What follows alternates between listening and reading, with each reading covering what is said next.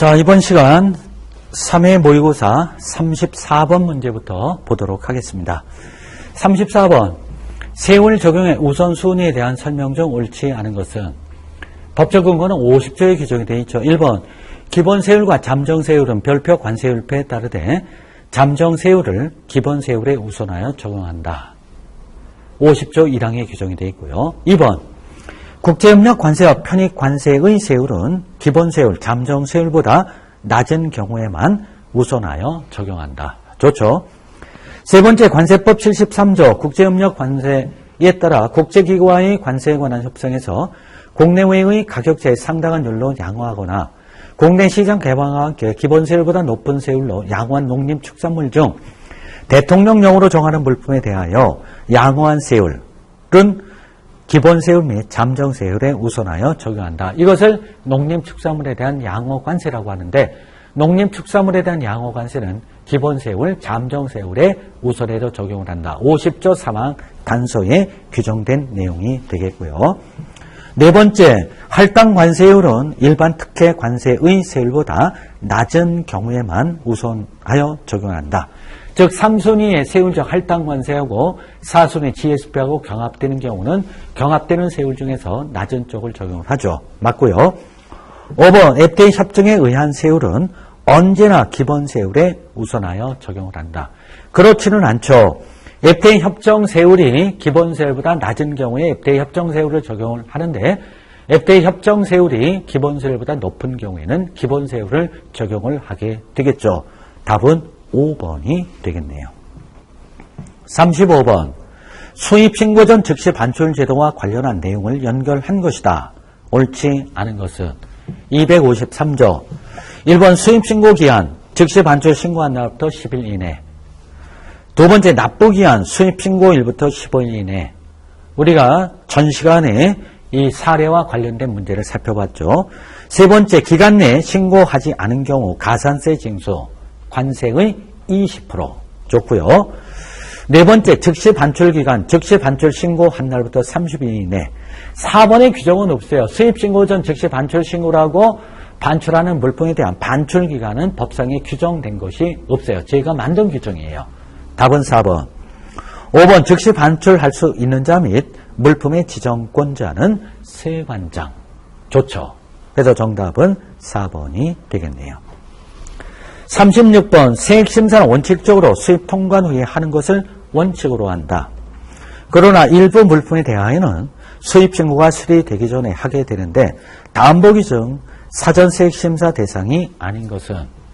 법적 근거는 38조 2항 단서조항, 사전세액심사 대상은 시행규칙 8조에 규정을 하고 있죠. 암기 공식 여러분들이 다 아실 거예요. 관세의 감면 및 분할 납부를 체납한 자는 불성실한 자이다.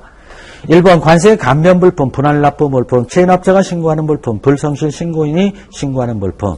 답은 3번, 합의세율의 적용 물품은 사전세액심사 대상 물품이 아니죠. 그래서 정답 3번이 되겠네요. 37번 문제, 특수관계자 수입물품 과세가 결정 자료 제출과 관련한 다음의 설명 중 옳지 않은 것은? 자, 관세법 37조의 3에 이 특수관계자 수입물품 과세 가격 결정 자료의 제출이라고 하는 부분이 37조의 3에 규정이 되어 있습니다. 1번, 특정인이 구매자 및 판매자의 의결권이 있는 주식을 직간접으로 5% 이상 소유하거나 관리하는 경우 관세법상 특수관계이다. 시행령 23조에 규정이 되어 있죠. 두 번째, 세관장은 세액심사 시 특수관계가 있는 자가 수입하는 물품이 과세 가격의 적정성을 심사하기 위하여 해당 특수관계자에게 과세의 결정 자료를 제출할 것을 요구할 수 있다. 37조의 3, 1항에 규정이 되어 있고요. 세 번째, 자료 제출을 요구받은 자는 자료 제출을 요구받은 날부터 60일 이내에 해당 자료를 제출해야 한다. 다만 대통령령으로 정하는 부득이한 사유로 제출 기한의 연장을 신청하는 경우에는 세관장은 한 차례만 60일까지 연장할 수 있다. 2항에 규정이 되어 있고요. 네 번째, 세관장은 자료 제출 기한 연장 신청이 접수된 날부터 7일 이내에 연장 여부를 신청인에게 통지해야 한다.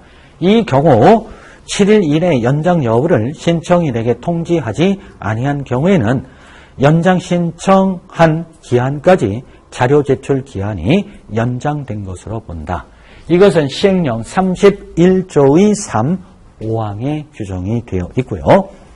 다섯 번째, 자료 제출을 요구받은 특수관계가 있는 자가 정당한 사유 없이 자료 제출 기한까지 자료를 제출하지 아니하거나 거짓의 자료를 제출하는 경우에는 1억 원 이하의 벌금에 처한다. 이게 틀렸어요. 이러한 경우에 1억 원 이하의 과태료를 부과하는 것이지 벌금에 처하는 것은 아니에요. 277조 1항에 1억 원 이하의 과태료를 부과하는 경우는 딱 이 경우 하나뿐이다. 정리해 두시고요.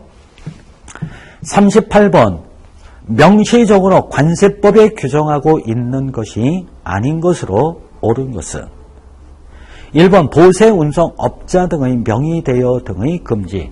223조의 2에 올해 추가가 된 신설된 내용이 있고요. 세 번째, 보세사의 명의대여 등의 금지. 165조의 2에 올해부터 신설된 그러한 규정이 되겠고요. 네 번째, 국가 간 세관 정보의 상호 교환 등 앞에서 설명드렸던 255조의 3에 규정된 내용이 되고요. 다섯 번째, 전자문서의 표준이라고 관세법 327조의 5에 규정이 되어 있습니다.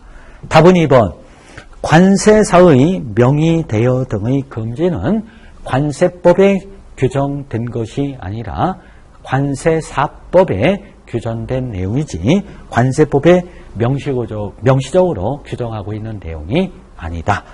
이러한 38번의 유형도 여러분들 시험 하나의 유형이 돼서 한번 해봤던 그러한 내용이 되니까 좀 폭넓게 알고 계셔야 되겠습니다. 자, 39번, 다음 보기의 내용 중 옳지 않은 것은 1번, 전자문서 중개사업자의 지정이 취소된 날부터 2년이 경과되어야 지정을 받을 수 있다. 좋고요. 2번, 보세운송업자 등의 등록이 취소된 후 2년이 경과되어야 등록할 수 있다. 223조 4호. 4번, 특허 보세구역 설치 운영에 관한 특허가 취소된 후 2년이 경과되어야 특허를 받을 수 있다. 175조 결격사유에 규정이 되어 있고, 5번, 국가관세 종합정보망 운영사업자의 지정이 취소된 날부터 2년이 경과되어야 지정을 받을 수 있다. 327조의 2에 2항에 규정이 되어 있습니다. 답은 3번, 월별 납부업체의 지정이 취소된 날부터 2년이 경과되어야 지정을 받을 수 있다라고 하는 내용은 법에 규정된 내용이 아닙니다. 즉, 월별 납부업체 지정이 취소가 된 경우에 취소가 이제 되고 다시 월별 납부업체로 지정을 받으려고 하면 관세청장이 정하는 요건을 갖춘 그 성실 납세자가 신청을 하는 경우에 월별 납부업체로 지정을 하는 것이지, 뭐 지정 취소된 후 얼마가 경과돼야 다시 뭐 지정을 받을 수 있다라고 하는 규정은 구조 3항이라든가 시행령 1조의 5에 아무리 봐도 이러한 규정은 없다. 라고 해서 3번도 저희가 만든 이런 하나의 지문이 되겠습니다. 현혹되지 마셔야 되겠고, 1번, 2번, 4번, 5번의 경우는 좀 여러분들이 힘주어서 보셔야 될 그러한 내용이 되겠네요. 자, 3회 마지막 문제 40번. 우편물의 통관에 관한 설명으로 옳은 것은, 우편물 통관은 관세법 256조부터 261조에 규정이 되어 있어요. 1번, 수출 수입 또는 반송하려는 모든 우편물은 통관 우체국을 경유를 해야 한다. 이게 모든 우편물 256조 1항에 보면은요, 수출 수입 또는 반송하려는 우편물 해놓고 가로에 서신은 제외한다라고 하는 규정이 있어요. 즉 편지는 제외를 해요. 1번 그래서 틀렸고요. 2번 최신관서는 관세를 징수하여야 하는 우편물은 관세를 징수하기 전에 수취인에게 내줄 수 없다. 뭐 당연한 얘기죠. 260조 2항에 규정이 되어 있어요. 틀린 부분 없어요. 이게 맞고요. 세 번째, 통관 우체국의 장이 우편물에 대하여 수출, 수입 또는 반송할 수 없다고 결정하였을 때에는 그 우편물을 발송하거나 수취인에게 내줄 수 없다. 자, 우편물에 대한 수출, 수입, 반송을 할 수 없다라는 결정은 통관 우체국의 장이 결정하는 것이 아니라 세관청이 결정을 하는 것이지 통관 우체국의 장이 결정을 하는 게 아니에요. 258조 1항에 규정이 되어 있다. 틀렸고요. 네 번째, 통관 우체국은 최신 관서 중에서 세관청이 지정하는 것이 아니라 관세청장이 지정한다. 256조 2항이죠. 5번, 우편물에 대한 관세의 납세 의무는 납세가 완료되기 전에는 소멸하는 경우가 없다가 아니라 있다. 관세법 261조에 보면 우편물에 대한 관세의 납부 의무는 해당 우편물이 반송됨으로써 소멸한다라는 규정이 있기 때문에 5번 지문도 납세가 완료되기 전에는 소멸하는 경우가 없다가 아니라 해당 우편물이 반송이 되면 납세 의무가 소멸이 되는 규정이 있기 때문에 5번 지문도 틀린 그러한 내용이 되겠네요. 자, 이렇게 해서 제3회 모의고사 1번부터 40번까지 문제에 대한 해설을 전부 마쳤습니다. 그래서 1회, 2회, 3회 모의고사를 본 그 소감이 이제 여러분 나름대로 느끼실 텐데, 요 시기 정도에 이렇게 본다고 하면은 여러분들이 상당히 좀 불안하고 여태까지 공부를 했는데 뭐 아무것도 안 한 그러한 느낌이 들곤 하는 것이 요 시기에 여러분들이 느끼는 그러한 경우라고 말씀을 드릴 수가 있습니다. 그러니까 열심히 이제 얼마 남지 않은 기간 동안에 계속해서 열심히 하셔야 되지 않을까 이렇게 생각을 하고요. 오늘은 여기까지 살펴봤고요. 제4회 모의고사는 다음 시간에 또 보고요. 이에 대한 해설을 하도록 하겠습니다.